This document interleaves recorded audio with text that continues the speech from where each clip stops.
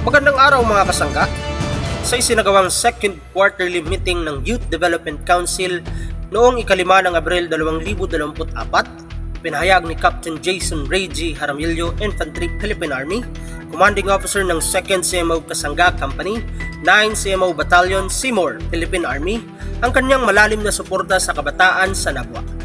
Itinampok ang pagtitipon sa bulwagan ng mga punong barangay kung saan tinalakay ang mga usaping kritikal tulad ng recruitment sa mga kabataan ng CPP-NPA, mga kaguluhan, 3 Powerful Arms of Revolution, Global Terrorist Index at EO-70.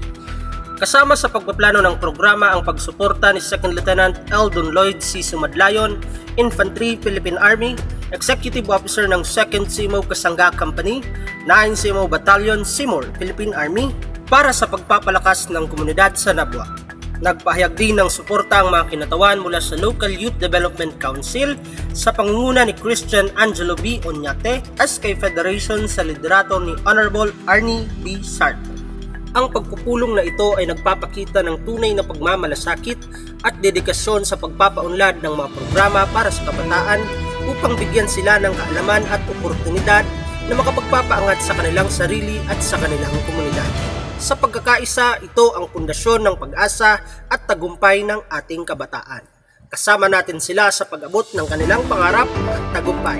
Mula sa 2nd CMO Kasangga Company, ako po si Roland Del Valle at ito ang inyong Kasangga News.